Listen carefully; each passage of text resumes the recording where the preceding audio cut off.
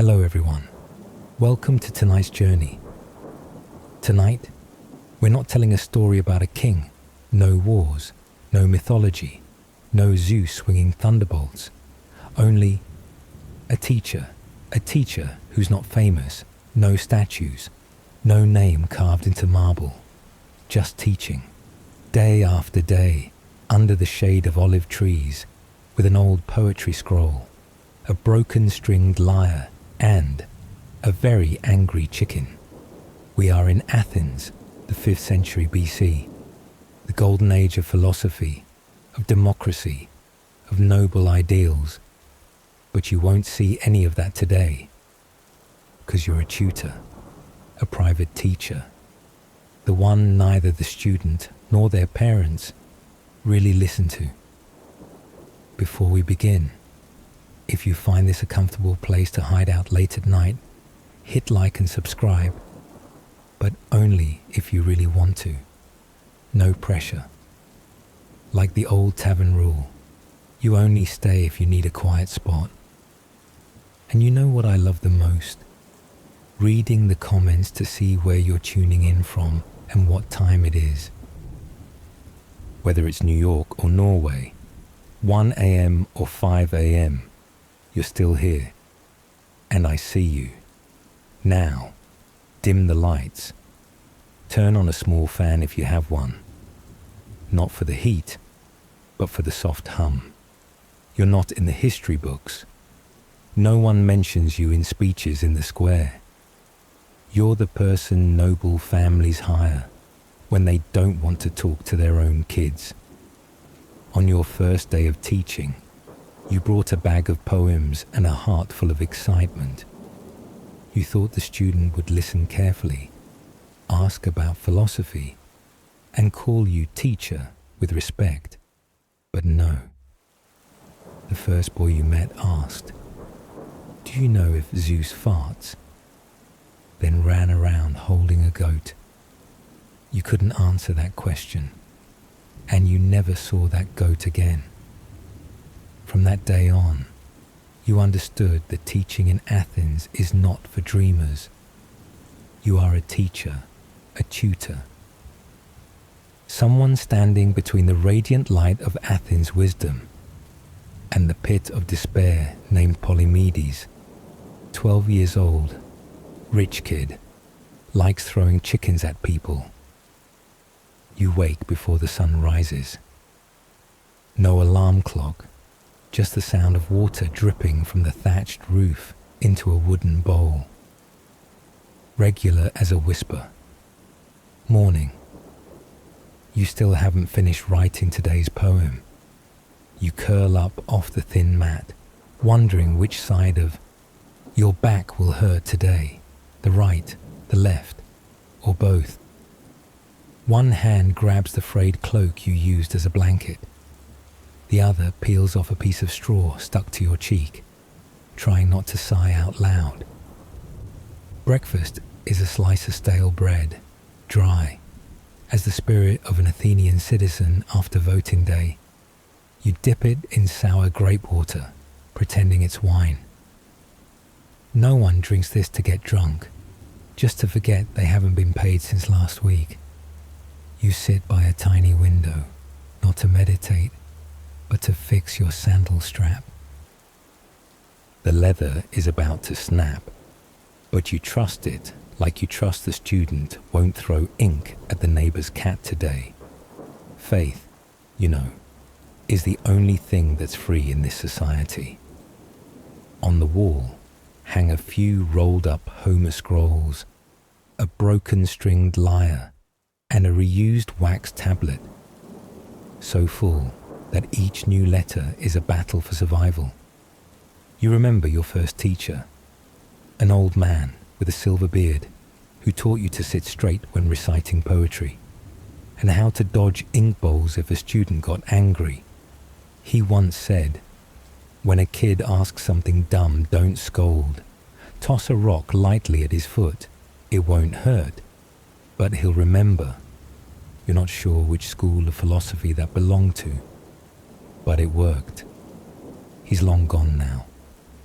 But every time you tie your teaching board to your shoulder, you hear his voice. Teaching is endurance, and sometimes enduring with a smile. You pack your bag, ink pot, pointer stick, and a tiny olive branch to tuck behind your ear, in case you need a moment of calm.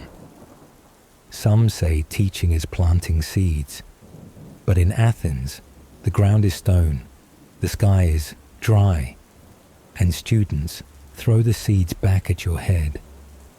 It's not that you lack ideals, it's just that ideals are no match for a 12-year-old boy with power and an aggressive chicken. You tell yourself, maybe teaching is learning how to plant seeds in stone and wait for Zeus to send the rain. Leaving the poor district, you pass people like you. An old man selling honey cakes, yelling prices at a slave. A potter dipping hands into clay, mumbling Sappho's poems, and a group of young philosophers debating, does the soul need breakfast? You inhale a mix of fire ash, goat musk, and wild mint by the road. Athens in the morning smells like an old sandal, worn, dusty, but somehow warm with memory. You pass a tavern cleaning up from last night. Someone still passed out at the table, gripping an empty cup like they're dreaming of their own election speech. You don't engage. You used to argue. Now you survive. You used to debate. Now you survive. The road to the student's house is long, not just in distance. It's the road from hope to patience. From today I'll teach something meaningful, to please just don't let him pour olive oil on the poetry board. And when you reach the gate of the Polymedes household, a villa with its own yard, its own slaves, and a bronze armored statue of Athena, you stop for a breath, straighten your cloak, knock on the door with a chipped wooden knocker. The door creaks open, and there he is, a 12-year-old boy with a crown of flowers on his head, a chicken in his hands, and a smile that says it all. Today, I want to write poetry about the war between humans and chickens. You nod quietly, because you know class has begun. You step out of Athens' poor district, where every footstep leaves a dusty trace, and every good morning comes with a soft groan of aching backs. An old woman is lighting a stove with dry olive leaves, muttering curses at Apollo for letting rain leak through her roof all week. A shirtless child sits on a stone step, drawing a fish in the dust with a stick, then erasing it as soon as the wind blows. And cats, so many cats, scattered across rooftops, in baskets, on the shoulders of sleeping people, looking like little gods watching the human world through half-closed eyes. The sun hasn't fully risen, but a thin light stretches up from Lycabettus Hill, pulling long crooked shadows from the clay rooftops, exposing the truth no one wants to face. Today is another day. You walk on, holding your poetry bag, stepping around a fresh pile of goat droppings. You think to yourself, Athens, the heart of human knowledge. And also the place where if you don't watch your step, you walk straight into tragedy. The first street corner is ruled by smell, olive oil, frying fat, charcoal smoke, and expired salted fish. You can smell unwashed dishes, chicken bones tossed at dogs, and the scent of hope, still waking up. You nod at a woman shaking out a sleeping mat. She glares at you. You don't take it personally. In Athens, No one has time to smile at a poor teacher. You walk past a group of young philosophers.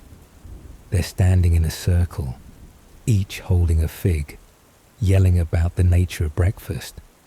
One shouts, "Food is only an illusion of the stomach."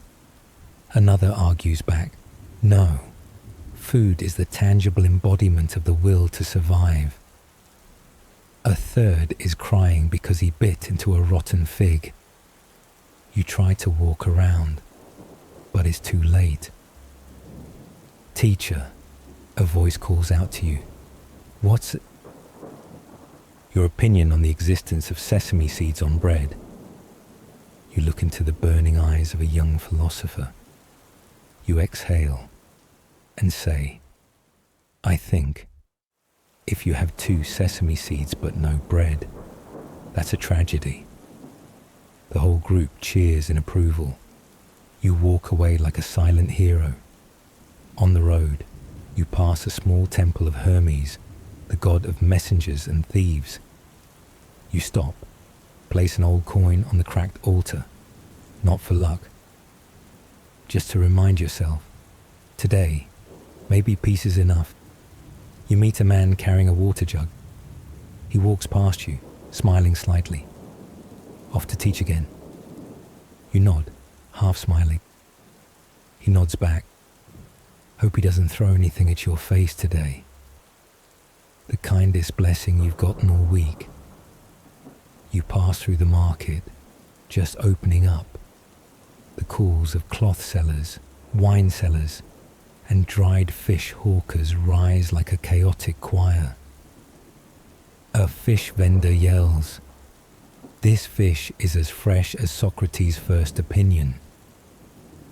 A grape seller screeches a hymn to Dionysus, though it sounds more like one of your students' lyre practices. A donkey brays under the strain of pulling a cart, an ancient curse whispered into your ear. And somewhere, an argument breaks out over a single coin, the background music of daily Athenian life. A kid squats beside a basket of barley, singing a song to Dionysus while drawing a butt in the dirt with a stick. You turn away. You once thought Athens was a place of pure beauty. Now you understand. True beauty is knowing when not to look too closely. Finally, you reach the noble family's villas, stone-paved paths, polished bronze fences, and statues of Athena standing guard. You fix your hair, not to look good, but to look less pitiful. You know your student doesn't need to learn, but you still show up, because for some reason, deep down, you still believe a single line of poetry, planted at the right moment, might grow into something kind. You stand before Polymedes' gate. Before knocking, you take a step back. Inhale. Exhale. Your hand tightens on the poetry bag. The olive branch falls from behind your ear. You pick it up, like it's a sign from fate. You knock on the door. The sound echoes through the stone columns, and you know, the real journey is only just beginning. The thick wooden door opens with an unhappy clunk. An old slave bows to greet you, still holding a rag with feathers stuck to it. You nod, stepping inside, your worn sandals clacking against the cold stone floor of the upper class. The kind of stone you're convinced Poseidon once sat on, or at least spat up from some luxurious beach. In front of you is a white stone courtyard. Tall columns surround it like eternal stone guards. A bust of Apollo stands chipped and silent on a pedestal, as if ashamed to witness what's about to be called learning. In the corner sits a potted olive tree, not for fruit, but because the boy's mother believes that with the right sunlight schedule, Athena will grant intelligence. The courtyard smells like a strange mix: fragrant flowers, Egyptian hand wash, and the scent of a chicken forced to recite poetry beyond its limits. In the middle, a boy is spinning with a chicken in hand, not holding it, spinning it, like he's competing in an Olympic hammer throw for poultry. The boy's name is Polymedes, 12 years old, noble-born, slightly chubby, and deeply convinced that poetry and sport should be combined into one activity. You barely open your mouth when he shouts, "Teacher, I'm training for an epic poem, reciting Iliad while throwing chickens." You try to smile, not because you're happy, but because part of you wants to believe. At least he remembers the Iliad. He lets the chicken fly straight into the stone wall, where some feathers and a faint dent from last week's training still remain. The chicken survives. But dignity does not. According to the cook, this was the birthday chicken Polymedes got at 11. It was once called Golden Feathered Hero, until the day it stole a piece of cheese from the boy's hand. Since then, it's been labelled a traitor, and each lesson has become a retrial. The crime: eating without permission. The sentence: face first into stone. You open your poetry scroll. Try to read aloud a few lines to shift the mood. "Oh Muse, sing to me the tale of the great hero." The boy repeats, "Oh Muse, but look at my hand this time. I'm swinging like Achilles slashing his foes." You sigh. Polymedes, the Iliad is not a sport. He puts his hands on his hips. Then why is it all yelling and killing, teacher?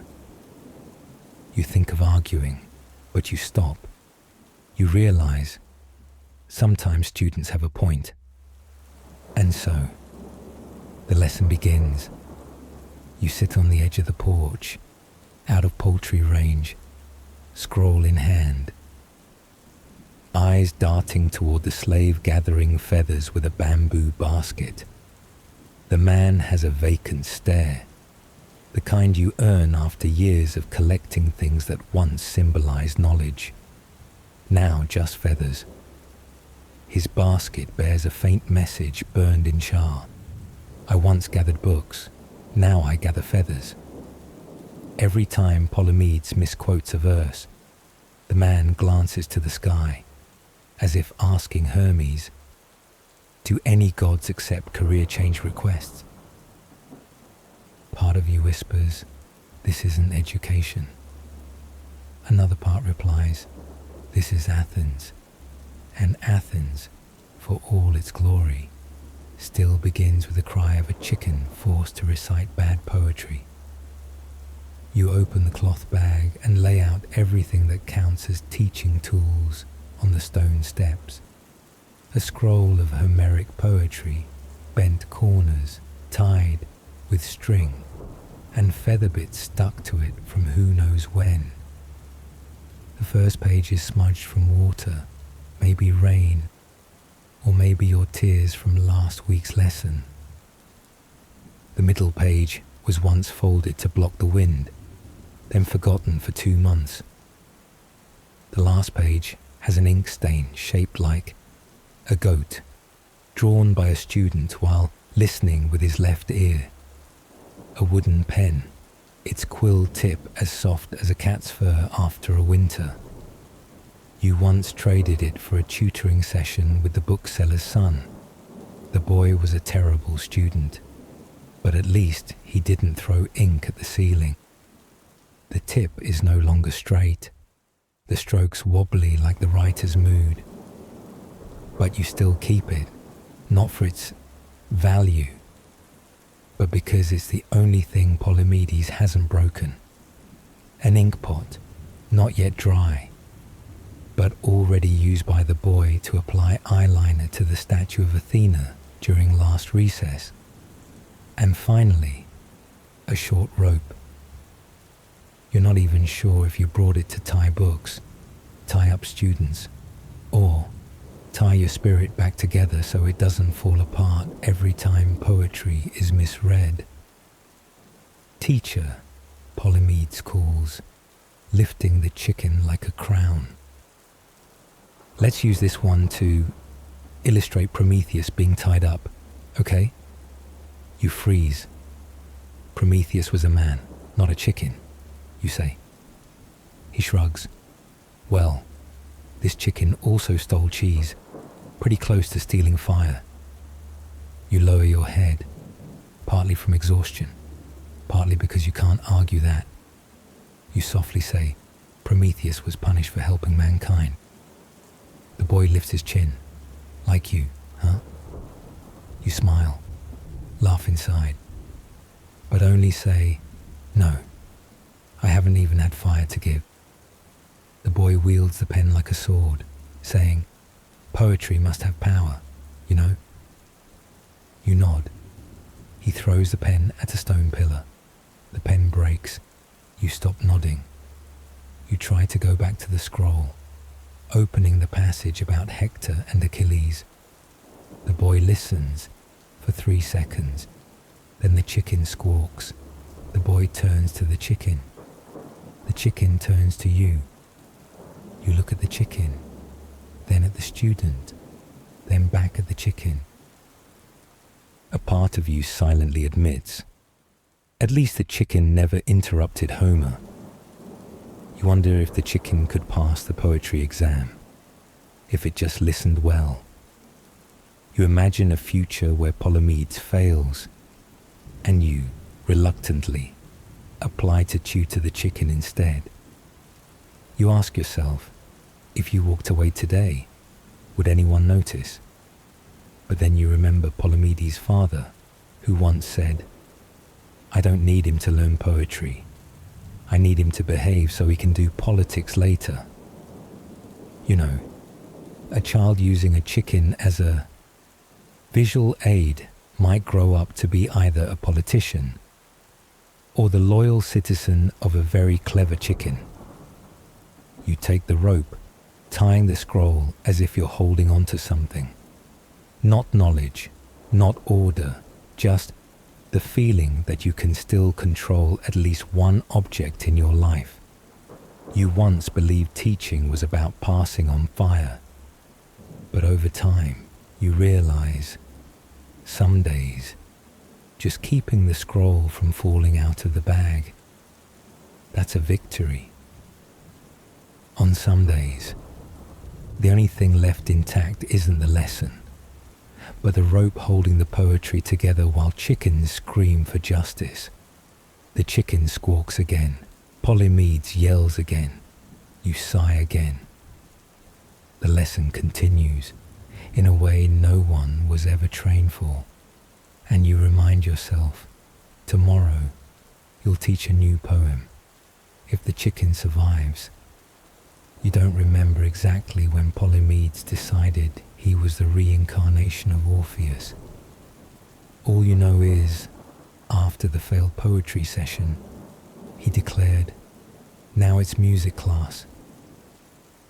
You didn't even get to speak before the boy pulled out a small lyre, the kind usually used in Athens to lull babies or goats.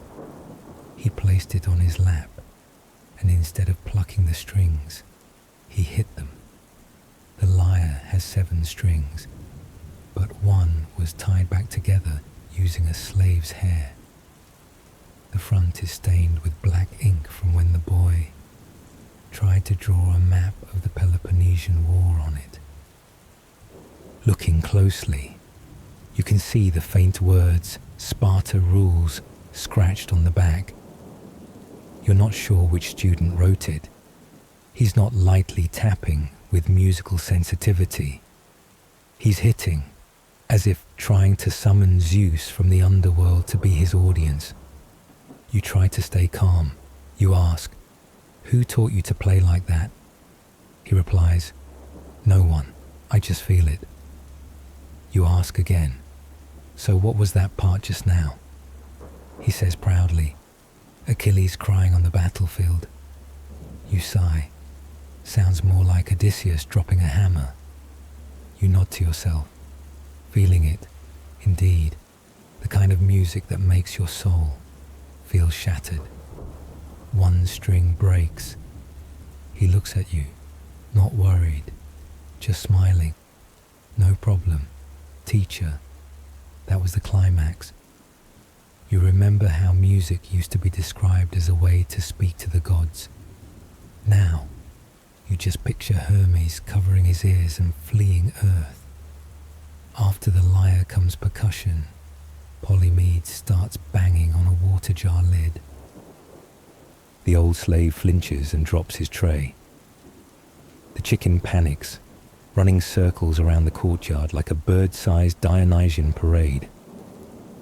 The chicken cries out, not in pain, but in confusion. Maybe it once heard folk music from Boeotia, but never this genre. Lyre remixed with amphora drum. If it could write, it would probably submit a formal complaint to the city council, signed by every coop in the district. You sit still, hand clutching the scroll like holding a relic from a dying civilization. You once thought you'd inspire.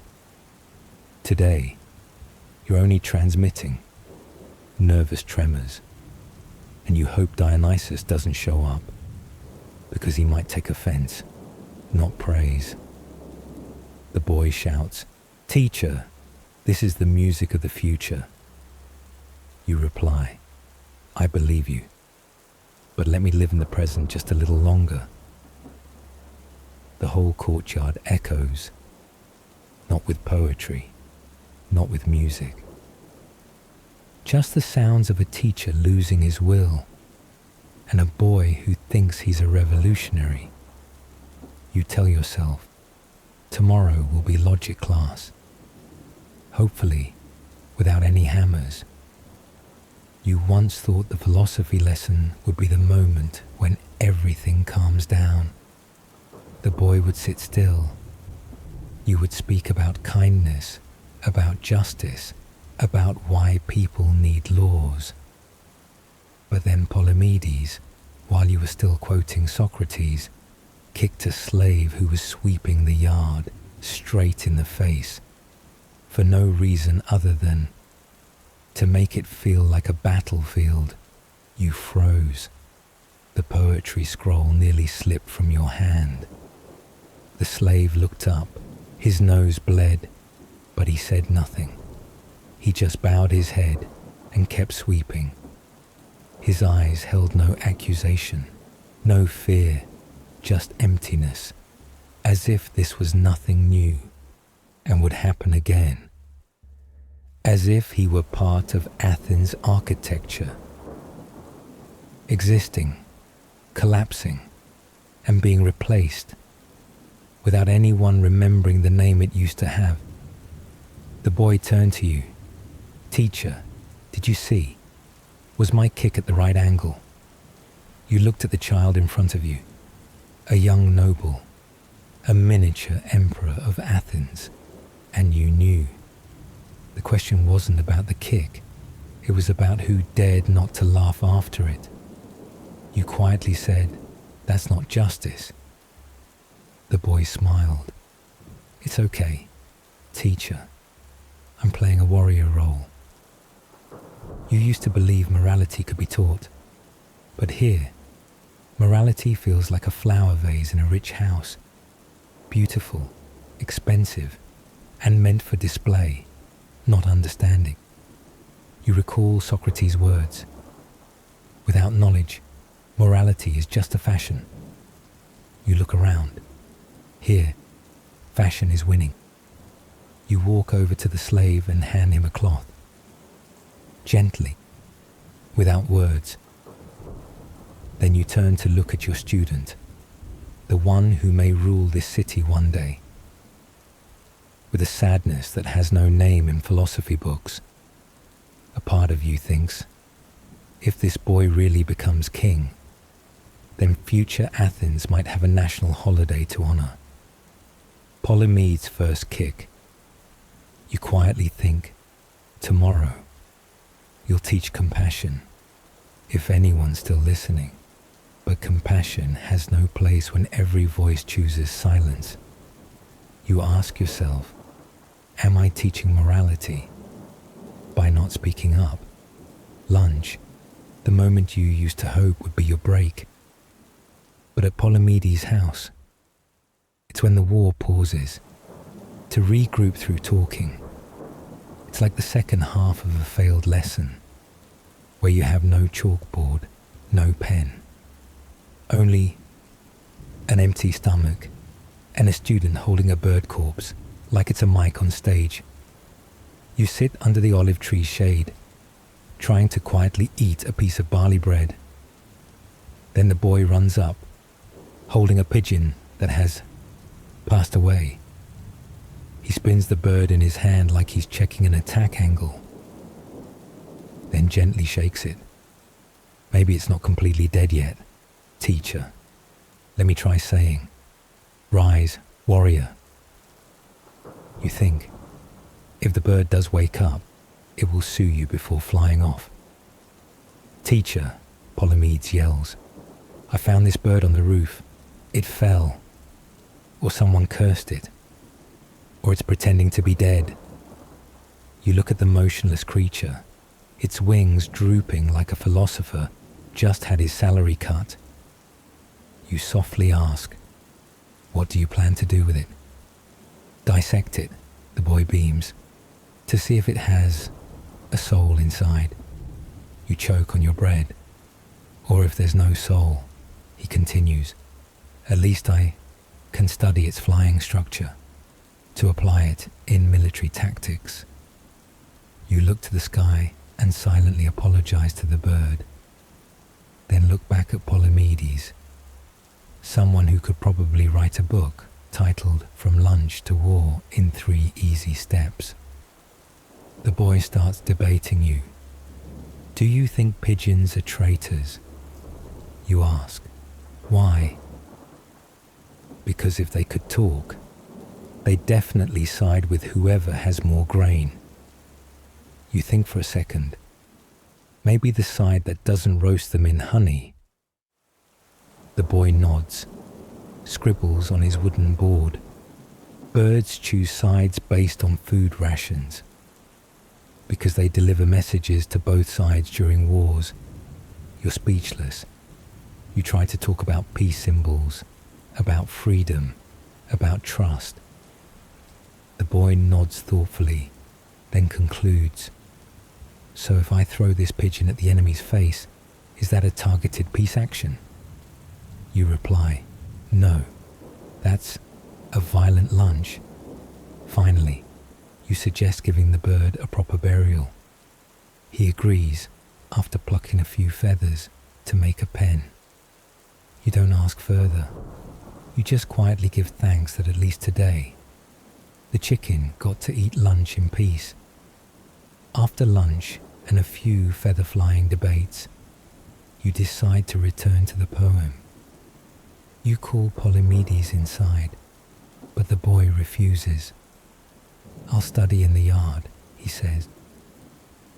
Learning while watching the chicken, you nod, too drained to argue anymore. And so begins the poetry test.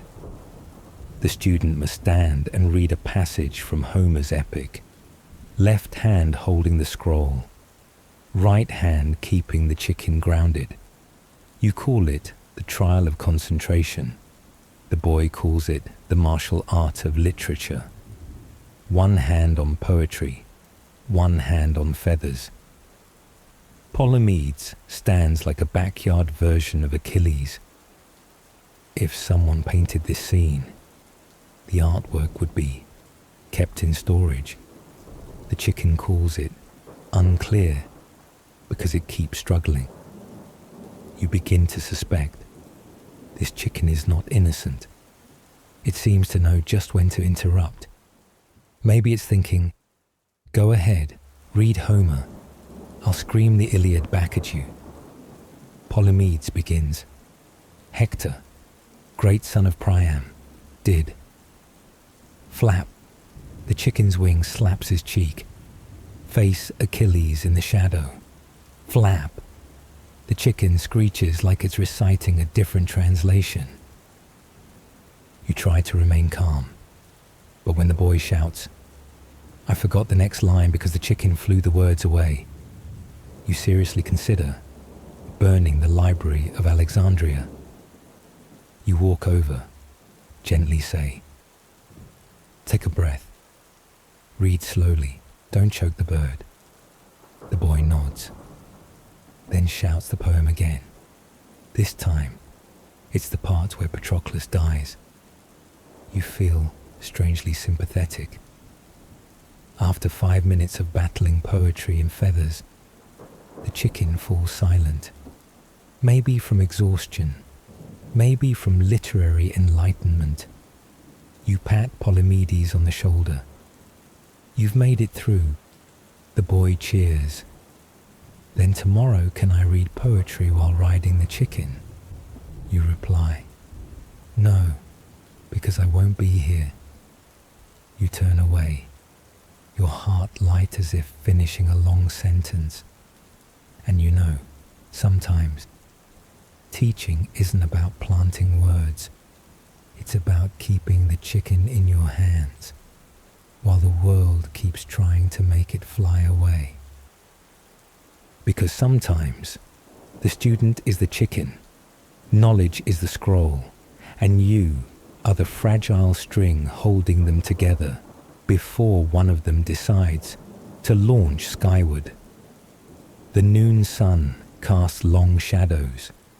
The chicken is dozing off, and you, caught in that haze between an empty ink jar and a dry throat, suddenly hear a small voice rising from the corner of the courtyard. "Teacher, that part, I remember it now." You look up, squinting into the sunlight. Polymedes is standing there, holding the Homer scroll like it's a secret. You don't say anything, because every time you've hoped, it was followed by a smashed lyre. But this time, the boy looks you straight in the eye and recites. "And Hector turned his back, like a lion surrounded by spears." No stumbling, no repetition, no chicken commentary, just a child's voice, young, wind-blown, but real. You exhale, silently. You remember last week, Polymedes had called Achilles the fast, angry guy, and Hector got confused with the man who got stoned at the market. So now, hearing the right words, with a dash of emotion, you almost stand up and sit right back down because your legs are numb. Your heart skips half a beat, not from emotion, but from disbelief. Polymedes continues, "I like that part.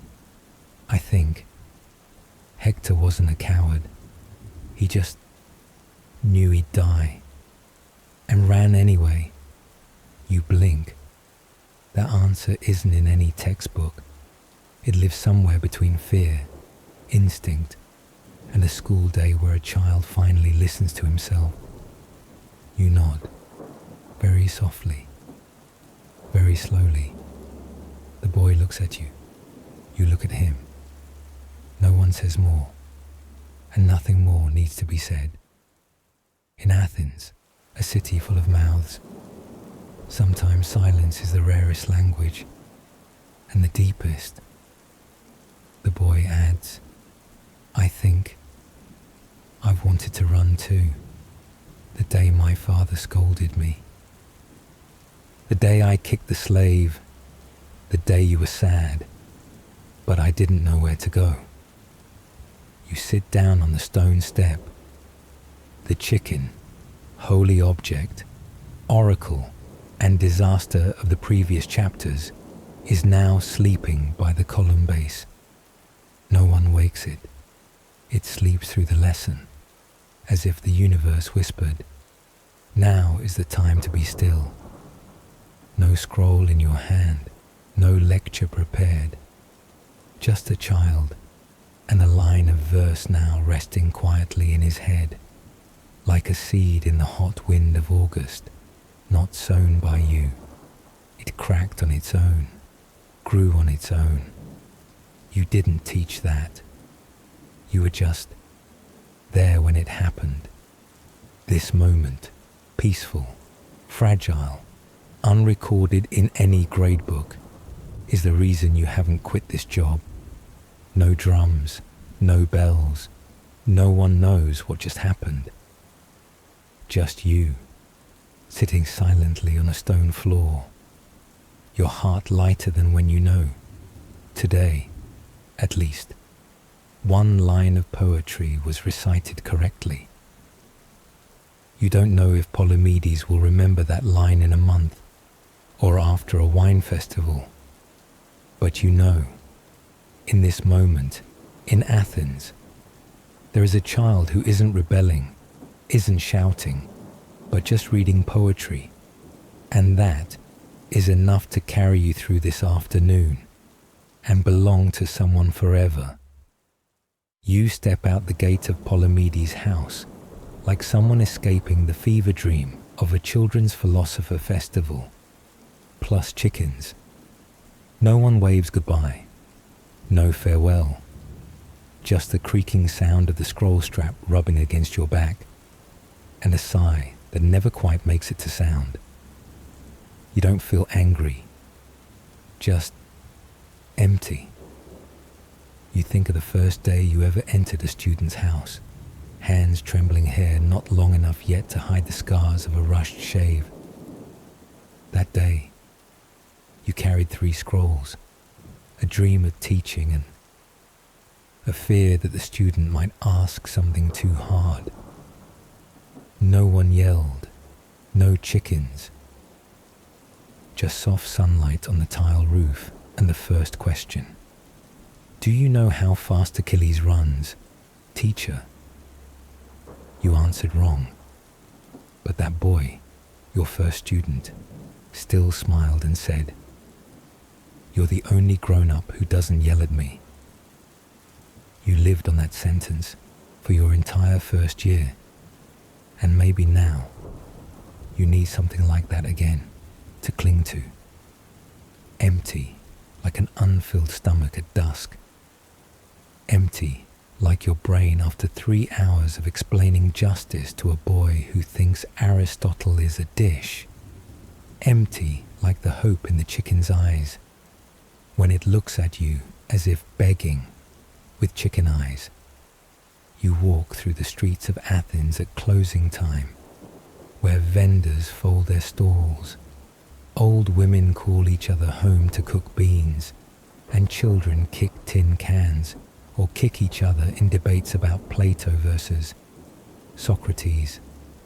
Suddenly, a raspy voice calls out from the corner of an old tavern, "Keep your back straight, keep your head bowed." If a teacher bows their back, no one bows their head. You turn. An old man is sitting on the stone steps, holding a cup of grape wine, eyes half shut. You guess he's a philosopher, a retired actor, or a madman in Athens. Those 3 professions blur together. You reply, "My back hurts from teaching. My head bows from having no strength left to lift it." The old man chuckles. Then you're still alive. You sit down. Don't ask his name. Just share a few sips of wine and a few ancient philosophies, the kind not taught in schools, but that survived more uprisings than Plato ever did. The old man says, "I once knew someone, also a teacher like you. One day, he stopped teaching. No explanation. He just quietly went off to plant grapes on the southern hillside. Because the students wouldn't listen," you ask. "No, because he could no longer stand hearing himself talk." And then, 10 years later, he came back, carried with him the first bottle of wine he'd ever made, and he said something I never forgot. I realized, if I'm not the teacher, then no one else will ever teach them. You nod, not because you completely agree, but because you understand the exhaustion of someone who once left and chose to return. He says, there are days when the student doesn't listen, doesn't understand, doesn't even look. But if one day they remember a single line, then you win. You ask, win what? He answers, win yourself, and win over the rage that wants to smash the scroll into a wall.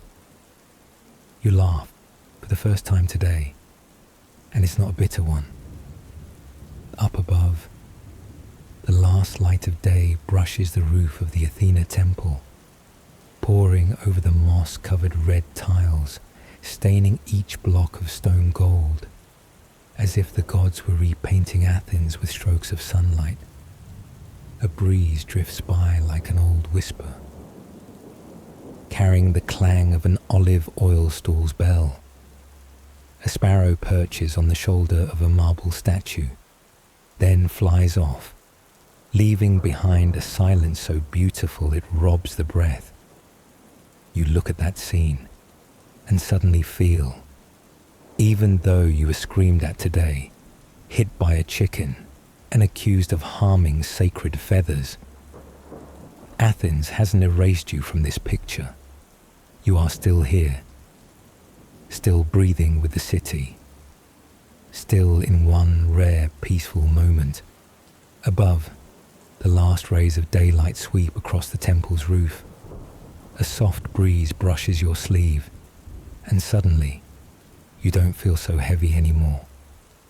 Tomorrow, you'll return, not out of duty, but because maybe Polymedes will remember one more line of verse, or the chicken will finally stay silent, or the old man will still be here, waiting for a cup of wine, and a teacher on the brink of quitting. Athens promises nothing. But if someone still chooses to stand, then tomorrow is still worth coming back for. And tomorrow, when you walk through the student's gate again, hugging a torn scroll, nodding at the boy who once threw pens at statues, kicked slaves, and got poetry wrong 7 times, you will understand. Teaching isn't about delivering a perfect lesson. It's about waiting for the moment a wrong sentence gets remembered forever. You'll sit again, get yelled at again, adjust a chicken spine again. But in all that chaos, you are the only one quietly believing that yesterday's line of verse is still in his head, and that's enough for you to go on. You return home, if you can call this small rented room on the edge of Athens a home. An old stone bed, a piece of scratchy wool, cloth placed beside a fireplace that went out last month, and a loaf of bread, dry as unused ideals, sits on the table, waiting. To be gnawed like it's waiting for a tomorrow that might not come. You place the scroll down, untie the rope, and sit like someone who just walked from the Parthenon to Hades and back. You're not hungry, but you eat anyway. As you chew on each chunk of bread hard as pebbles, you suddenly remember your first teacher, old Diodoros, who once taught you Homer under the shade of an ancient olive tree on a hillside. He had skinny legs, a voice like stones scraping each other, and a habit of throwing scrolls at your head every time you confused Odysseus with a guy who liked archery. But he was also the one who sat beside you after you failed your first lecture, patted your shoulder and said, if one day you find your students adorable, then either you've gone mad or you've finally understood poetry. You're not sure you've understood poetry. But sometimes you feel like you don't need anyone to understand you, as long as someone once said that to you on a day you thought you'd lost the reason you began. Because hunger is the easiest thing to deal with all day. Chewing stale bread isn't about taste, it's about silence. It doesn't scream at you like Polymedes, doesn't smash instruments, doesn't kick slaves, doesn't raise chickens like sacred props. Just a lump of quiet, requiring strong teeth and subtle surrender. You look around. The room has nothing remarkable, aside from a three-legged wooden stool and a basin of rainwater for washing your face. You take out the scroll, spread it on the stone floor, as if it's the most luxurious item you still own. Light from the door crack lands on the yellowing paper, revealing smudged ink, a few nearly vanished words, like you. After a long teaching day, the shape is still there, but parts of the content have been blown away by wind.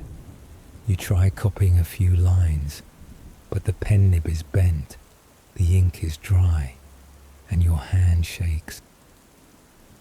You laugh, not loudly, just a breath through clenched teeth, realizing this job doesn't make you older, it makes you thinner, thin like paper, easy to tear, but still writing.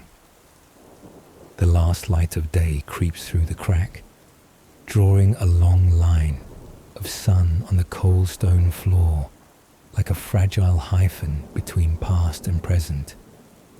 The scroll shadow lands on the wall, trembling slightly in the breeze, as if literature itself is breathing with you. The smell of damp wood, the sound of leaves brushing the roof, and a neighbor's cat meowing somewhere make the empty room a living painting. Not beautiful, but calm and real. But you exhale gently, at least here. No one's asking if Achilles was a fan of pigeons. No one makes you recite poems while being pecked by a chicken. No one stuffs feathers in their ears and calls it blocking out teacher's lecture. You smile softly at yourself, at the job you chose, or the job that chose you. That exhausts you, yet makes you want to return each morning. You close your eyes. Recall the look in Polymedes' eyes when he recited the line correctly. The voice of the old philosopher talking about the teacher who came back after 10 years of grape growing. The falling chicken feathers like pieces of memory passing through your hand, never picked up again. On the windowsill, the neighbor's cat jumps in, staring at you like it's saying, "Lost to a student again, huh?" You don't answer. Just break a piece of hard bread and offer it. It sniffs, rejects, walks off. You nod. Just like the Athenians, no one wants to eat what actually helped them survive. You exhale, this time with sound, and for the first time all day, not from exhaustion, but from relief.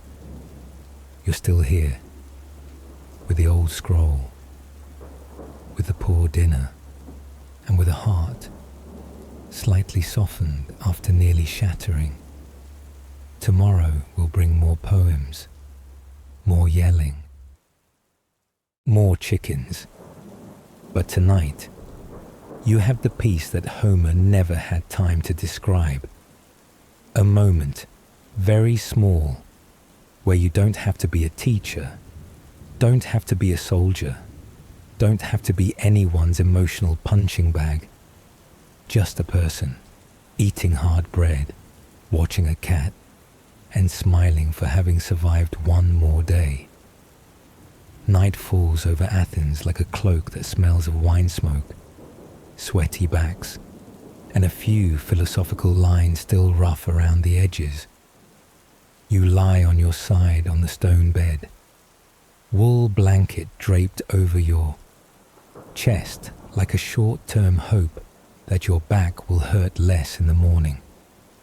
Your eyes aren't closed, but your heart has already slackened, like the rope that binds the scroll, soft, tired, but still holding on. You think of Polymedes, of the children who will yell in your face again, throw pens like weapons, kick statues, and call poetry the stuff you can't eat. You don't feel angry. You just feel like you need to go back. Not because anyone's making you, not for money, which is already as torn as the shirt hanging behind your door, but for something quieter, smaller, something like a promise to yourself, made on a long ago morning, that if you could still stand up, you would still teach. You mutter a line of poetry with no rhyme. If tomorrow still has sunlight, then I will still walk, even if my legs still ache. It's clumsy, but true. And you think, what really keeps people going isn't some grand reason. It's awkward lines like that, out there. Athens still glows in a few rooftops lit by oil lamps. A sleepy chicken clucks in the courtyard. Wind sneaks in through the wall cracks, carrying the scent of a city not yet asleep and not yet at peace. You don't know if any student will remember the lesson tomorrow. You don't know if the chicken will kick you again. You don't know if your back will bend low enough to pick up a fallen scroll. But you know one thing. You will return. No need for a pat on the back. No need for anyone waiting. Just breath. And in the windless night of Athens, no one hears that sound, except you. A promise, never spoken aloud, yet still echoing in your sleep. Next story. The classical period, around the 5th, 4th century BCE. The classical period was the golden age of ancient Greece, lasting from 500 to 336 BCE. It marked the peak of cultural, political, and military achievement.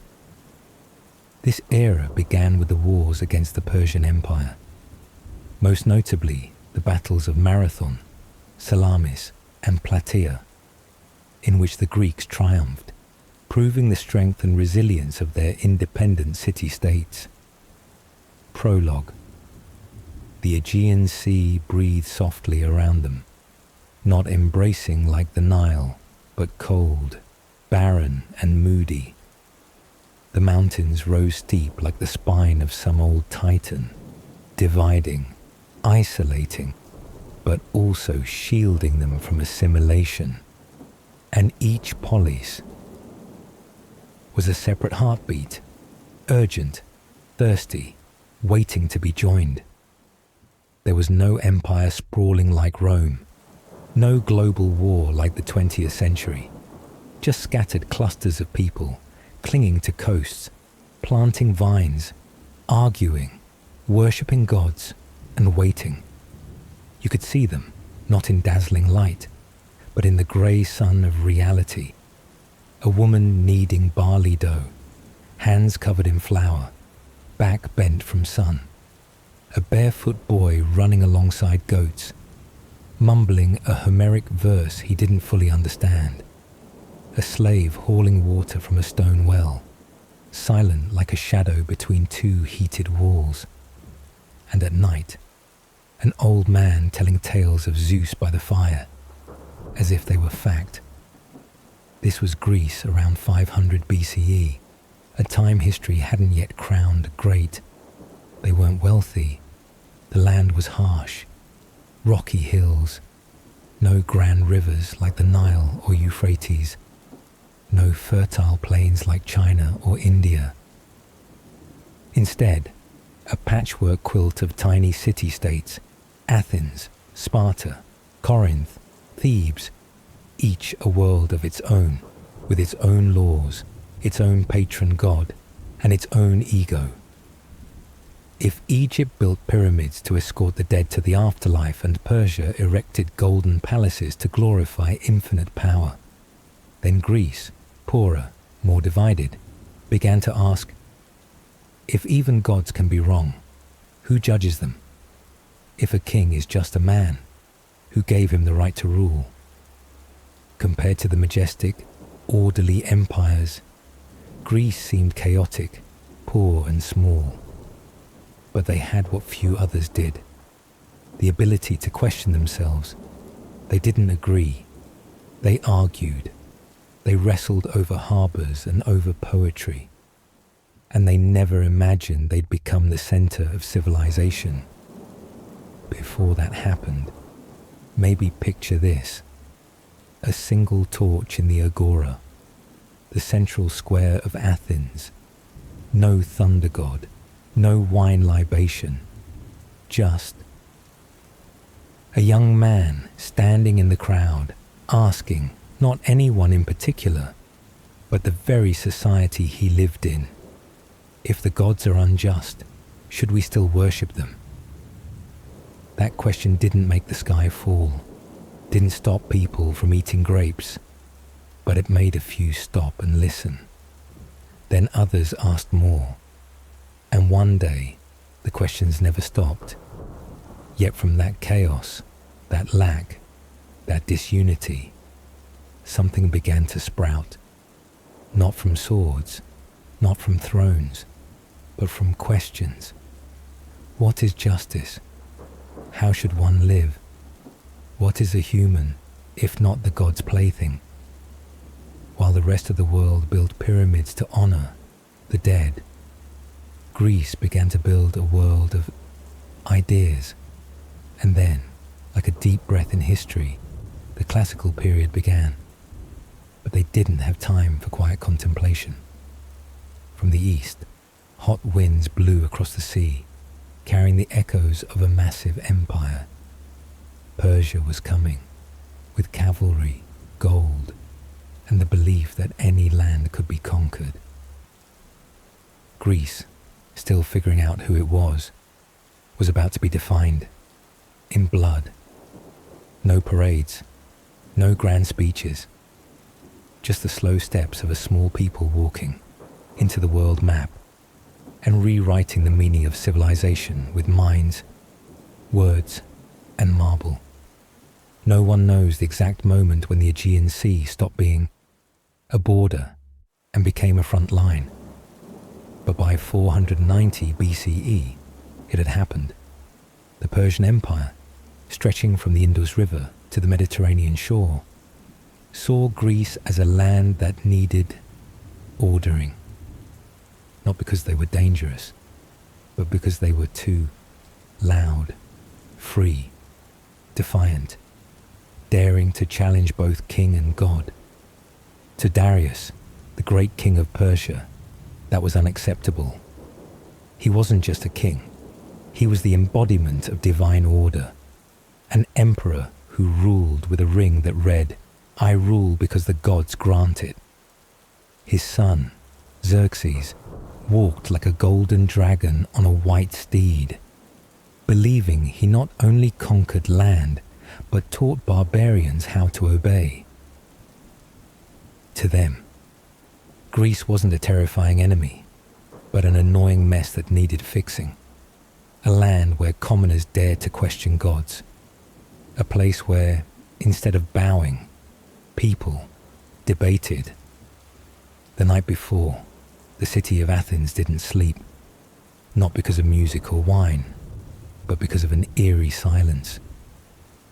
In stone alleys, wives kissed husbands on the forehead, not as good luck, but as goodbye. Potters wiped sweat from their brows, unsure if there'd be kilns tomorrow. Children clung to fathers, hearing half-finished stories, tales that might never end. No one wept, but everyone knew, by tomorrow, Athens would change colour. The Persians landed at Marathon, bringing cavalry, archers, and the confidence of an empire that had crushed Babylon, Egypt, and Lydia. The Athenians, short on time for philosophy, had to act. Without waiting for Spartan reinforcements, they marched, and in a near-suicidal battle, they pushed back the most powerful army in the world. The first shock. An army of farmers, merchants, philosophers, and slave owners had won, not with numbers, but with resolve, because for them, losing freedom was worse than losing life. Since then, Marathon hasn't just meant a battle, but a symbol of willpower, of choosing to stand up, even against golden crowns and 100,000 troops. You wouldn't hear war drums like in the movies. Instead, the rhythmic thud of oars like a heartbeat awaiting execution. The smell of seawater mixed with sweat, blood, and wet wood. A cocktail no one wants twice. The cracking of ships colliding like bones breaking, and muffled screams in salty winds. At Salamis, there was no room for elegant words, only speed, maneuvering, and the survival instincts honed in the tight space between two lives. 10 years later, Darius's son Xerxes returned, with an army so vast even sea bridges bow to it. The stand at Thermopylae, where 300 Spartans held off thousands, was just a prelude. The real victory came at sea, at Salamis. The Athenian navy, small, light, fast, turned Persia's grand ships into drifting wrecks. Again, Greece didn't bow. And the West learned this. Freedom must be defended not just with ideals, but with action. After fire and broken ships, when the sea calmed, there was a quiet no one recorded. A soldier from Athens, unnamed in any scroll, stood on the rocks, spear still in hand, but with a softened gaze. He didn't cheer, he didn't dance, he just sighed and looked at the sky as if asking, "So, we're still us?" No one answered, but in that moment, he knew he hadn't just survived. He'd protected something invisible he'd never named, the pride of self-determination. The Battle of Plataea ended it all. The Persians were pushed back. Greece was not conquered. But, more importantly, what remained after victory was this. The belief that a small community, united and proud, could stand firm against the greatest empire on earth. And that is how Greece, not with gold, not with numbers, but with spirit, told the world, "We may be small, but we do not bow." After the smoke and fire of the Persian wars, Athens no longer stayed awake out of fear, but out of ambition. Their skies were no longer shadowed by eastern iron horses, but by scaffolding, marble dust, and sketches so dreamy that even Apollo would frown. And standing at the center of that dream was a man with a wide forehead, distant eyes, and the name, Pericles. Pericles wasn't a general, nor a prophet. He was something rare in history, a politician with vision. To him, Athens should not merely survive, but shine. So brightly that other city-states would envy and surrender all at once. Under his rule, the Parthenon rose not to flaunt wealth, but to declare that the human mind could rival the gods. Atop the Acropolis, each marble block was pulled up by bare hands and pulleys beneath the sizzling sun on workers' backs. They, nameless, didn't need to understand Euclidean geometry, but each strike of their chisels measured a dream never before seen. Each stone weighed tons, yet had to fit perfectly, because this wasn't just Athena's temple. It was a stone-carved declaration. We, humans, can create something worthy of gods.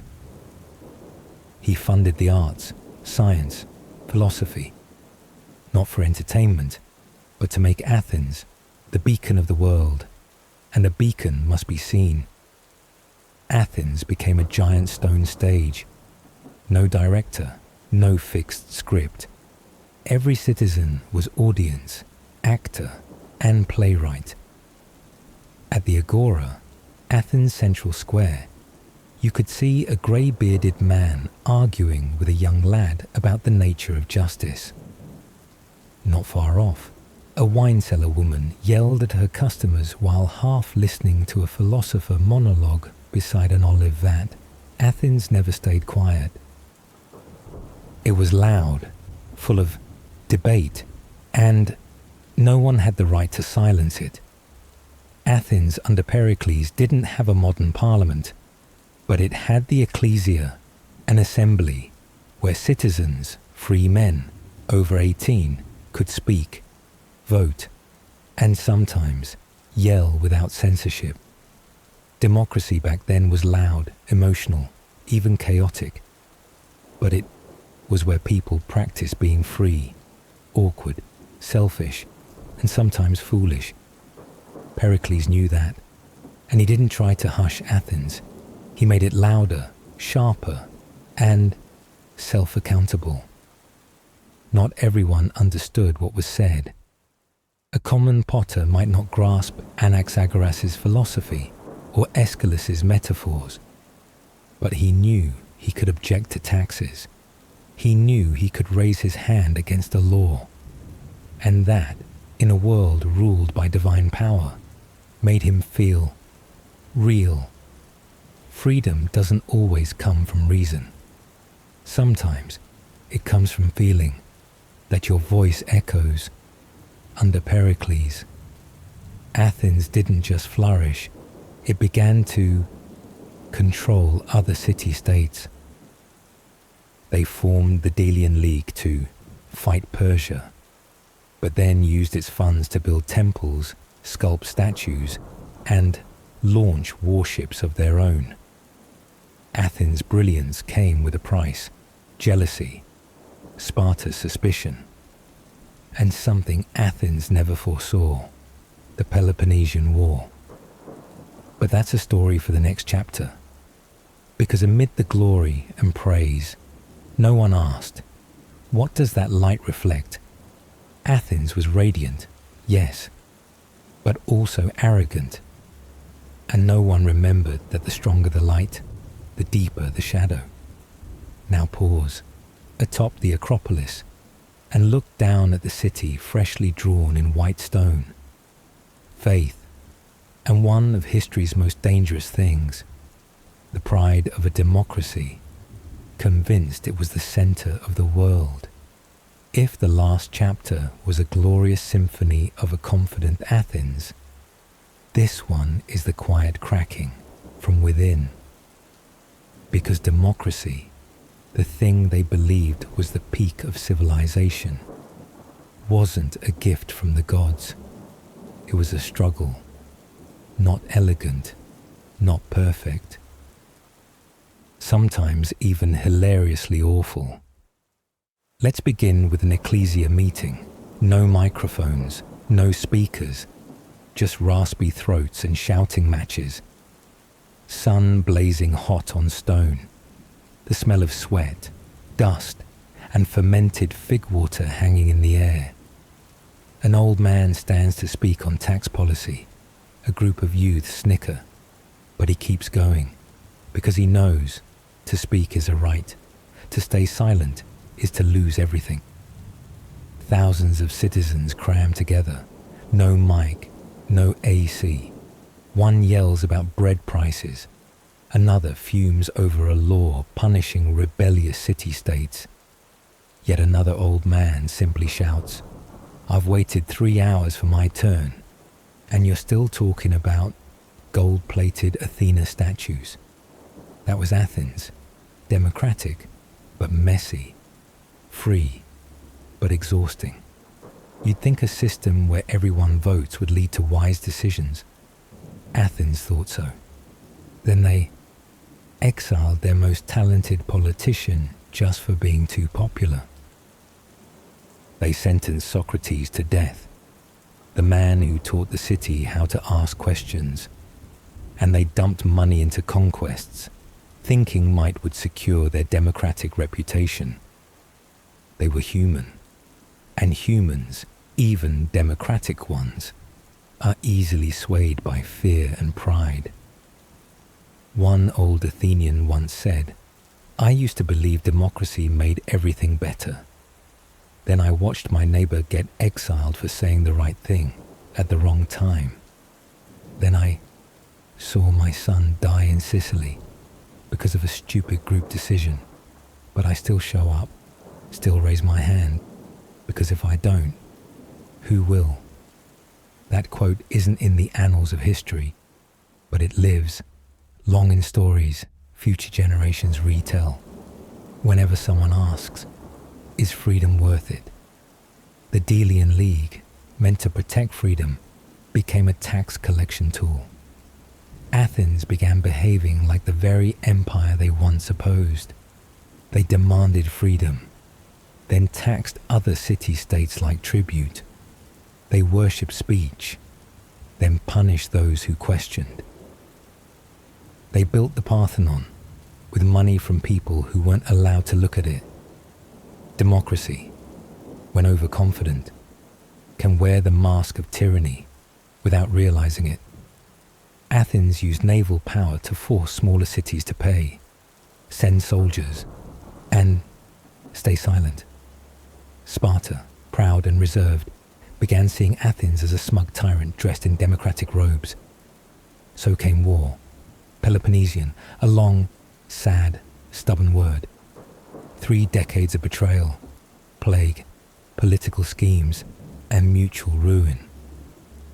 Athens, the blazing beacon, burned down like a candle flickering in the wind. They were once the first spark in humanity's long night. But they didn't know. Light attracts not just admiration, but storms. And sometimes, the ones who lit it are the first to be scorched. Pericles died of plague. Socrates was executed. Athens lost. But strangely, what they built didn't die with them. The idea of a citizen, of the right to speak, of not accepting silence as default, it lingers in memory, in books, in children listening to tales of a father who raised his hand against a law and got exiled. Democracy isn't a summit, it's a slope.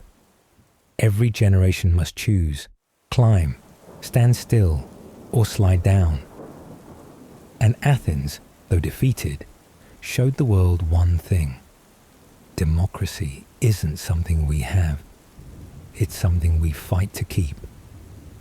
When the white stone streets of Athens grew crowded with temples and parades, there was a man, no armor, no academic title, wandering through the marketplace, shoulders slightly hunched, eyes sharp like a January wind. Socrates. No one knew who his father was, other than a stone carver. No one remembered what his mother did, except that she had once been a midwife, someone who helped deliver babies. Yet he became the man who midwifed ideas. He didn't write books, didn't open a school. He just asked, "What is justice? What does it mean to live well? Why do you believe what you believe?" He asked the butcher about the soul, asked soldiers about courage, asked nobles about virtue, asked children about truth, not to humiliate, but to make them hear themselves say things they had never truly thought about. People feared him, not because he killed anyone, but because he killed illusions. If he had lived in the 21st century, Socrates would probably be blocked from every Facebook group, reported for asking too much, or simply ignored. No one likes someone who makes them feel unsure of what they were so sure of. And so, he wasn't just excluded from conversation, he was excluded from the city. In an age when Athens began to believe it was the center of reason, Socrates kept pointing out, "We know nothing." He refused praise, took no sides, flattered no crowds. In court, charged with corrupting the youth and not believing in the city's gods, he didn't beg. He didn't back down. Athens didn't execute him because he was dangerous. They did it because he had been right for too long, and they were too exhausted from confronting that truth every day. Socrates didn't raise a spear. He raised a mirror. And not everyone can bear seeing themselves in it. An unexamined life is not worth living. That's what he said, and then accepted the death sentence. They gave him a chance to escape. He refused. And in a small stone room, he drank a cup of hemlock, calm as someone who had lived fully. Athens didn't kill a philosopher. They killed their own conscience. Plato, his student, carved his life into memory like a stone that would never fade. Not because Socrates was right, but because he dared to be uncertain. And that's what made Athens, the West, all of humanity, never again fully self-satisfied. Because after him, we didn't just do, we asked why. Without Socrates, there would be no Plato. Without Plato, no Aristotle. Without Aristotle, no logic, no ethics, no politics as we know them. He was the starting point of a relentless resistance to pretense. And the final question, who am I in a world full of certainty, still echoes, not as a scream, but as a whisper, persistent, challenging, and never fading. After Socrates died, there was one man who spent the rest of his life recording every conversation, every fragment of thought, every scar on the soul of Athens, as if trying to keep his teacher's spirit from being erased from collective memory. Plato. Unlike Socrates, who walked the market and argued with every kind of person, Plato built an academy, not to teach, but to dream. An ideal city, a society where rulers were philosophers, and philosophers were people who had tasted both glory and loneliness. But to understand him, you must enter a cave. Imagine, you've been chained in a dark cave since childhood. You can't turn your head. You only see the wall in front of you. Behind you is a fire. Between the fire and your back, people walk by, holding up puppets and objects. The only thing you see are shadows. You believe the shadows are real. You name them. You even argue about which shadows are more beautiful. Then one day, you're freed. You turn your head. You see the fire. You're confused. Your eyes hurt. You see the real objects, not shadows. And when you leave the cave, you see the sun. You see real colors, the real world. You go back and tell the others in the cave. They laugh. They don't believe you. They think you're insane. Shadows are the real thing, they say. And if you insist too much, they might kill you.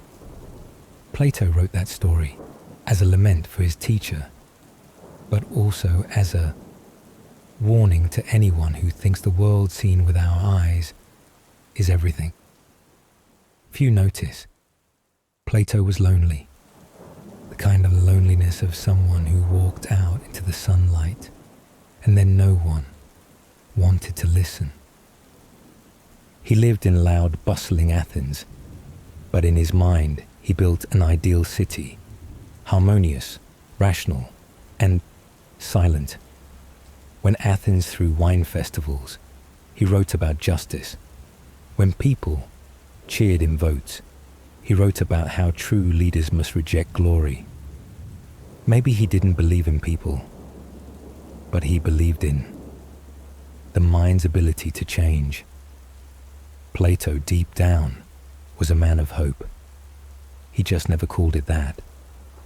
Plato didn't trust Athenian-style democracy, not after watching them kill Socrates, not after seeing them choose leaders by applause rather than by reason.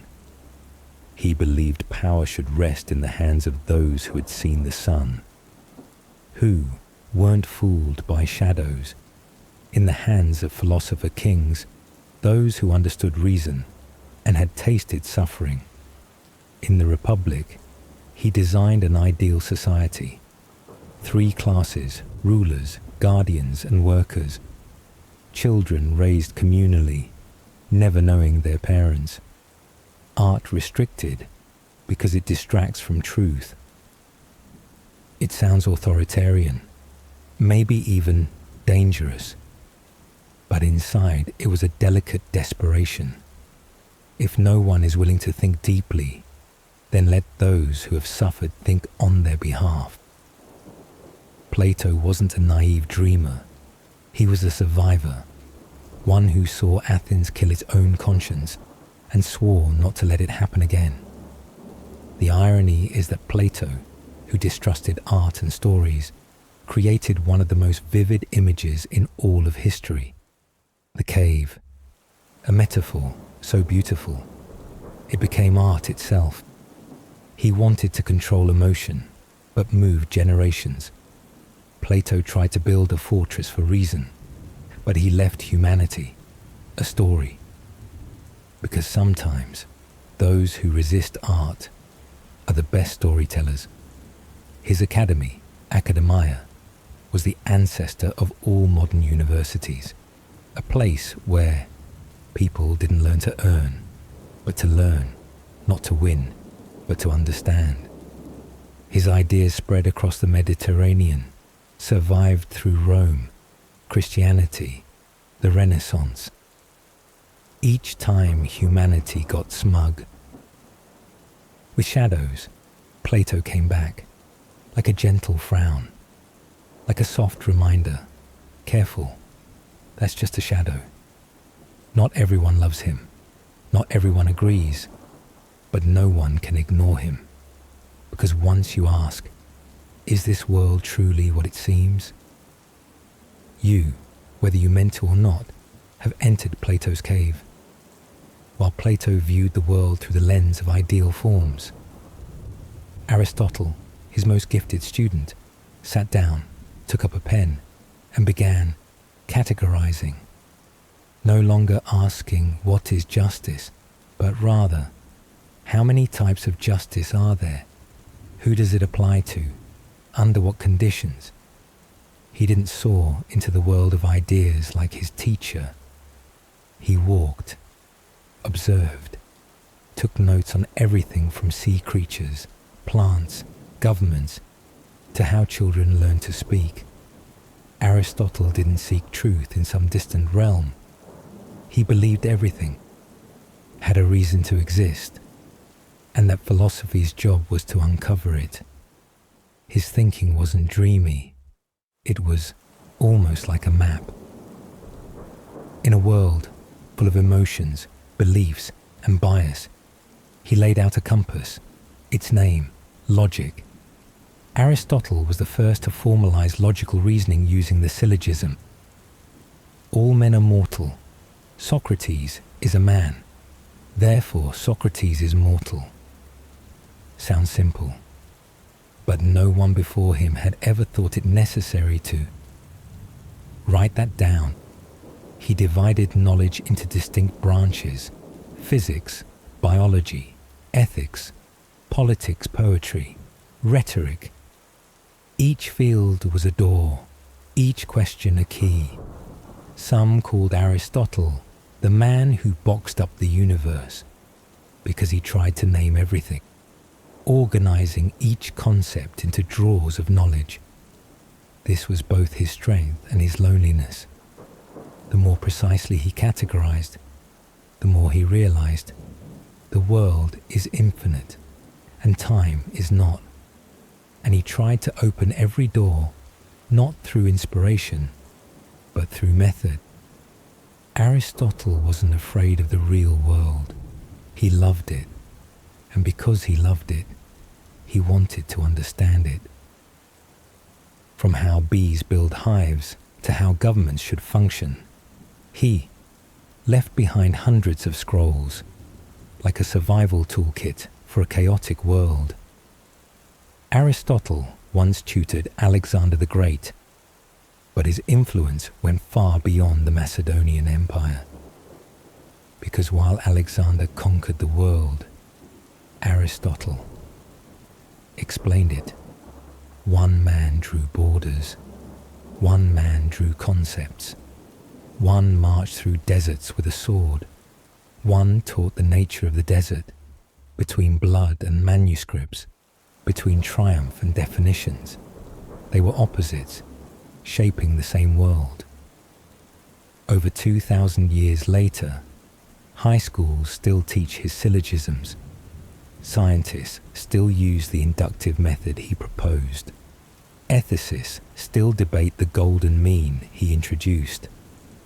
He was a Greek, grounded in reality, but who laid the philosophical foundation that made the world never stop asking. Not what should the world be like, but what is it like, and what do we do with that? Aristotle, neither as flamboyant as Socrates, nor as radiant as Plato, was the one who made knowledge something that could be learned.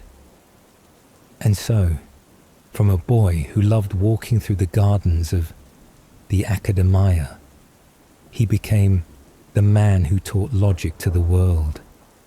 If Athens was the soul of ancient Greece, then art was the mirror that soul gazed into every day. And in the 5th century BCE, the brightest period of Greek civilization, humans decided the gods weren't up in the sky anymore. They were here, more beautiful than us, taller than us, but still had muscles, eyes, lips, and wrinkles just like us. That was when Greek art abandoned mysticism to embrace deliberate perfection. Before the classical period, gods were depicted with rigid, abstract forms, as if humans didn't dare imagine them. But then came a new generation of artists: Phidias, Polykleitos, Myron. They didn't just sculpt, they redefined beauty, and more importantly, they brought the gods to earth. Athena was no longer a misty silhouette. She appeared tall, strong, sharp-faced, and standing solidly on a rocky hill. Apollo was no longer a beam of light. He became an ideal young man, with body proportions calculated using mathematical formulas. Greeks didn't just make statues. They made a version of their dream. Humanity could reach toward divinity. Greeks didn't make art to kneel. They made art to stand tall, to face the gods, not with trembling, but with determined eyes. We can be beautiful. We can be noble too. Atop the Acropolis, the Parthenon wasn't just a temple to Athena.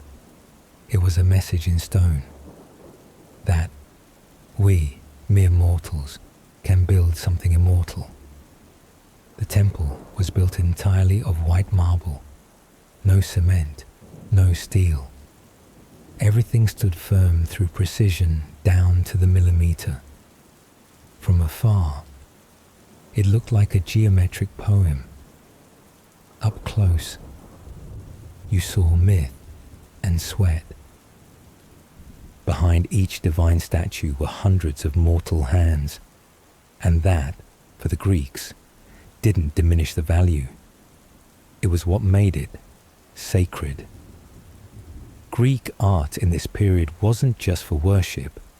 It was a tool for education, a reminder, a declaration that ideals exist and humans must strive toward them. Statues of athletes weren't to show off muscle, but to evoke the feeling, I can be better than myself. Statues of goddesses weren't for praying for love, but to remind beauty is something to be cultivated.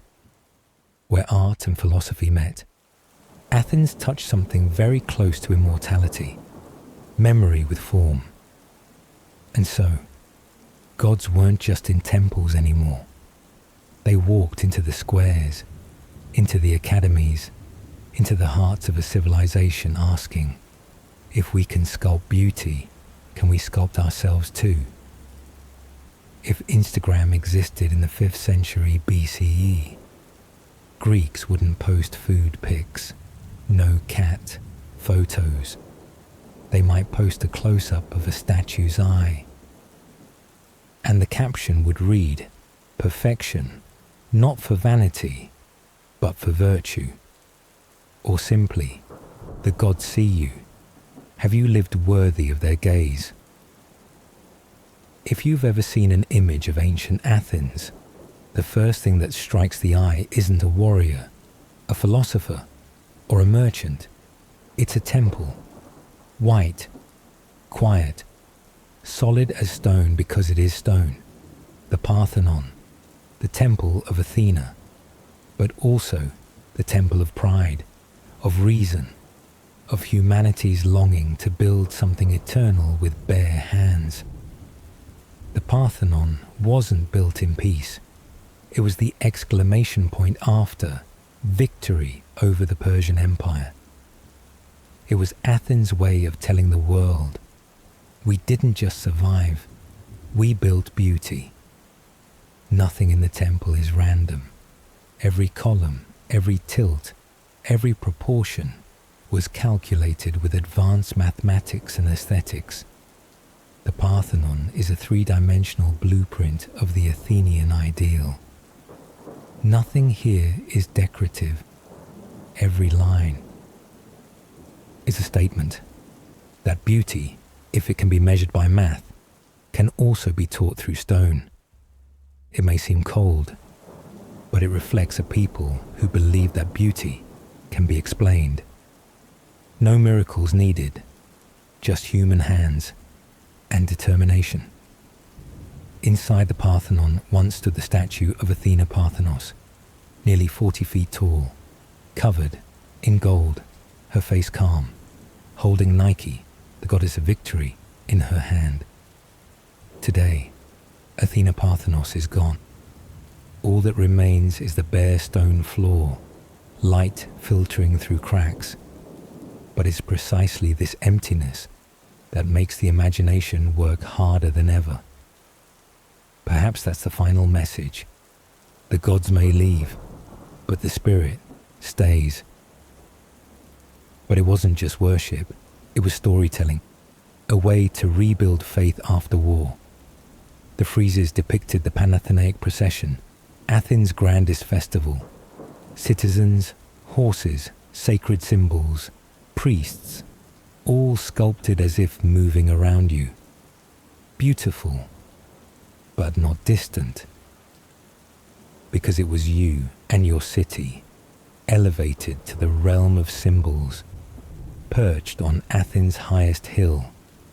The temple looks down over the whole city, not to threaten, but to remind. You live under Athena's shadow. You walk on roads paved by generations of sacrifice. And each time you see the Parthenon, you're seeing yourself, reflected in a stone replica of pride. This is who we once were, and who we still strive to be. The Parthenon never shouts. It just stands there, through wars, through ruin, through every attempt by history to forget it. And it still whispers, if wisdom is a god, then stone is memory. If the Parthenon is the stone symbol of Athenian intellect, then the open-air theatre is the beating heart, not beating for oratory, but for shared pain. In a city that loved reason, people still needed a place to cry. And theatre wasn't born to entertain. It was born so that the community could face tragedy together and see themselves within it. At Dionysia, the grandest festival for the god of wine Dionysus, Athenians flooded into the theatre like it was a national ritual, not just to see who acted better, but to witness stories of King Oedipus, of Agamemnon, of Antigone, humans crushed between fate and choice. They wept for Antigone not just because she was buried alive, but because they too had been buried by law. They shuddered when Oedipus gouged out his eyes, not from horror, but from understanding the despair of committing the irreversible. In the characters' sobs, the audience found a place to release their own pain. And when the entire city fell silent, that was healing, with no prescription. Aeschylus, Sophocles, Euripides, they didn't write to entertain. They wrote as if reshaping the soul of a citizen. Ancient tragedy dug deep into the conflict between the individual and the community, between divine law and human law.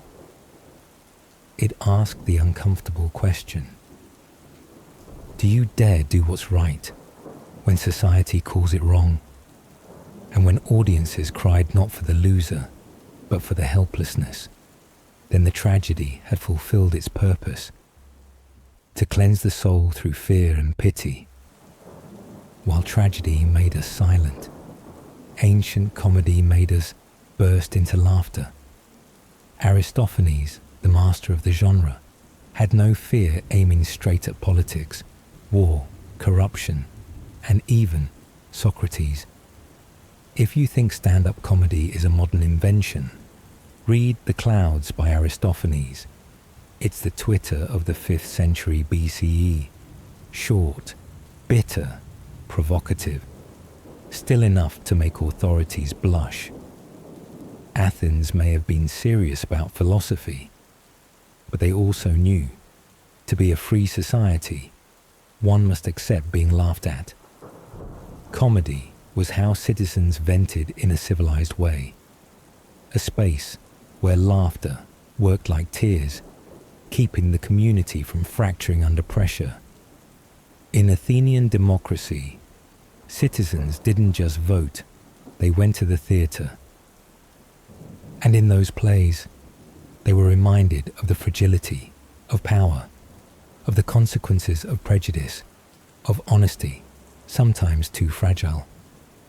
Theatre didn't promise solutions, but it ensured this: no one had to suffer alone.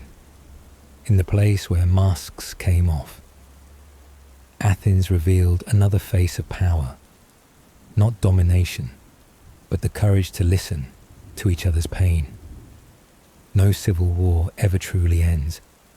It merely slumbers in the memories of the next generation. And Greece, after the war, could never be the same Greece again. Only a heap of questions remained. How did we end up fighting each other? Why did that brother become the enemy? Neither Athens nor Sparta initiated the war out of hatred, but because they feared each other. And when fear replaces trust, even brothers can brandish knives at one another. Athens and Sparta, two pillars of ancient Greece, once stood side by side in the war against the Persian Empire. But like every Greek tragedy, the story didn't end with victory. It began there, because no one can share glory forever. And when the two strongest city-states looked at each other, what they saw wasn't kinship, but a threat. Athens, democratic, aesthetic, fond of rhetoric and philosophy. Sparta, militaristic, pragmatic, training children into soldiers from the age of 7. One side believed in expansion through culture and commerce. The other believed in survival through strength and discipline. And then, as if fate were scripted by mythological playwrights, these two ideals had to clash, not out of hatred, but because they couldn't coexist. The Peloponnesian War, 431-404 BCE, lasted nearly 3 decades. Initially, Athens controlled the seas with its mighty fleet. Sparta held firm on land with its undefeated army. Athens tried to blockade Sparta with its navy. Sparta cut off supply lines and waited for Athens to exhaust itself. And while the generals strategized, the people slowly died from hunger, disease, and fatigue. Democracy began to fracture. Philosophy was deemed a luxury.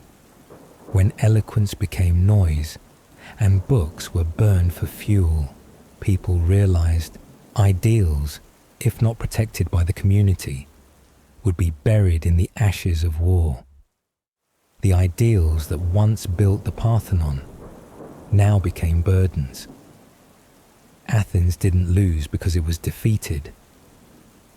Athens lost because it couldn't bear the weight of its own intelligence, complexity, and discord. Democracy, without unity, sometimes stabs itself. In the end, Sparta claimed victory with support from Persia. Athens had its walls torn down, lost its fleet, and was forced to dismantle its empire. But Sparta wasn't the same either. A new empire rose, Thebes, and later Macedonia.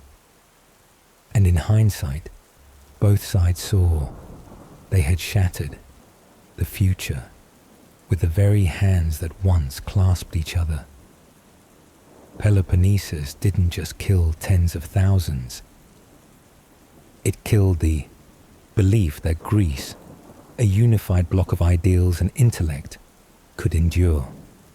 It divided those who once ate together, celebrated together, worshipped the gods together. It left a shadow, not on the battlefield, but in people's hearts. And history, like every tragedy, doesn't need a victor, only someone too weary to stand up. While Athens reminisced about its golden past, and Sparta quietly slid into faded glory, in the north, a man was quietly preparing to change the entire game. His name was Philip II, and he didn't come from a splendid city-state, but from Macedonia, a place once considered the rugged countryside of the Greek world. But it was precisely that place that birthed the wind that blew away the old order. Not an empire, but a structure. Philip didn't just expand territory. He reorganized the very way people thought about power. Instead of relying on inspiration or ancient reputation, he built a system, training, organization, coordination, logistics under his hand. Macedonia was no longer a distant frontier, but a political military machine so smooth it was chilling. Philip had once been a hostage in Thebes as a youth. There, he learned the art of war from Epaminondas, the master of the phalanx formation. But he didn't just learn. He observed, remembered, and waited. Upon returning to Macedonia, he reformed the army, replaced short spears with long ones, trained peasant soldiers into disciplined formations, combined diplomacy, marriage alliances, bribery, and even assassination. And within a few years, from a kingdom once looked down upon, Macedonia became the most powerful force when philosophy was replaced by marching plans, when the hand that held a pen became the hand that held a spear.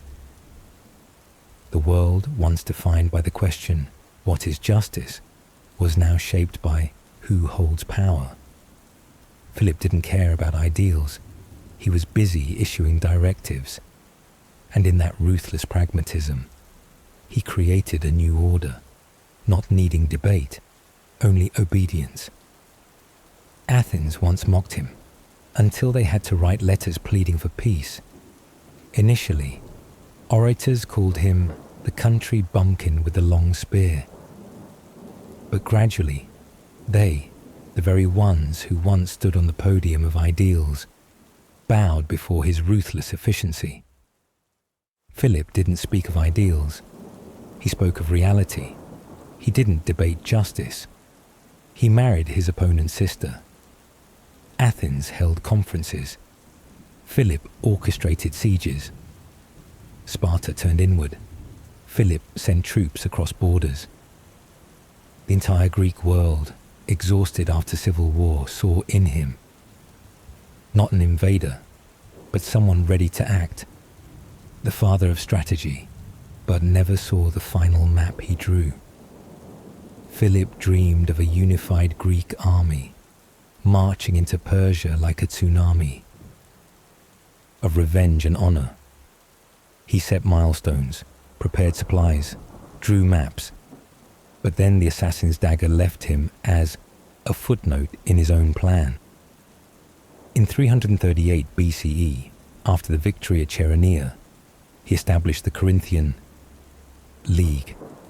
In name, the city-states remained independent, but everyone knew Philip held the reins. He declared he would lead Greece to attack Persia as a sacred revenge. But in reality, it was a way to channel all discontent outward. Philip understood what many philosophers didn't, that without a common enemy, the Greeks would turn on each other again.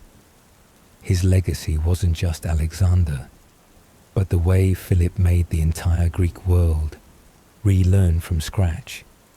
No longer a world of rhetoric and conferences, but a world where the army had to be professional, diplomacy had to be systematic, and the strong didn't need to be loved, only to ensure others didn't dare turn away.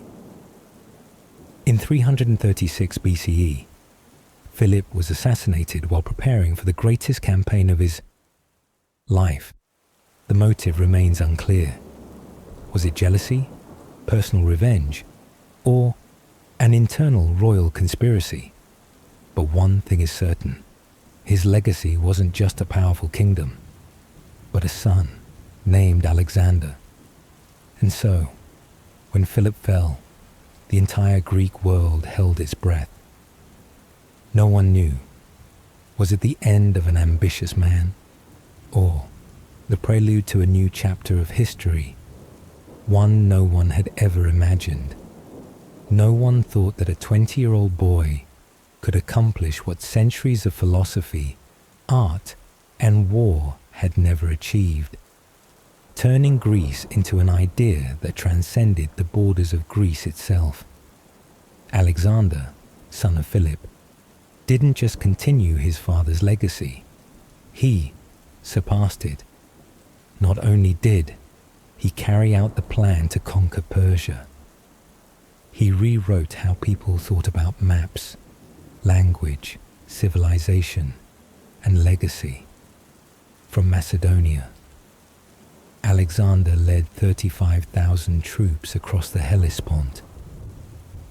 There, he stopped, threw himself into the sea, then stepped ashore with a handful of soil, as if to say, "I didn't come to conquer, I came to become." He defeated Darius III not just with the sword, but with speed, surprise, and his image itself.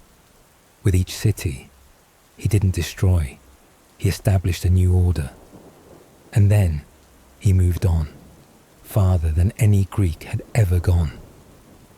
Alexander was not just a conqueror, he was a living symbol. With his Greek-style cloak, distant gaze, and the habit of reading Homer's epics every night, he turned himself into a mythological figure walking through reality. But it was also this that began to fracture him. He married a Persian princess. He ordered Greek soldiers to learn Babylonian. He wore the crown of an Eastern king. The Greeks began to ask, is Alexander still one of us? And when he declared himself the son of Zeus, no one knew if it was madness or the inevitable fate of a man being devoured by his own dream. Alexander died in 323 BCE in Babylon. He was 32 years old, no successor, no map left behind, only a final, ambiguous statement. Leave it to the strongest, and thus his empire fell apart, like a dream no one could fully grasp. But if Philip left behind a plan, Alexander left behind a legend, not the legend of victory, but the legend of boundless ambition. An empire may fall, but the question, if you could go further, would you dare? Still echoes on. People built statues of him, painted his image on coins, told stories of him like a young god, carrying thunder and a gaze no one dared hold for too long. But the real legacy, not what he conquered, but what he left behind in the minds of others. A city called Alexandria, a question about power and loneliness, and a feeling that the world is far bigger than we ever imagined. Alexander, the one who carried the Greek dream farther, and also the one who made Greece from a place become a spirit, a way of thinking, a question, and a gaze toward the horizon. History, like the sea, never truly stands still. When one wave recedes, it leaves behind traces, dust and silent questions etched in stone.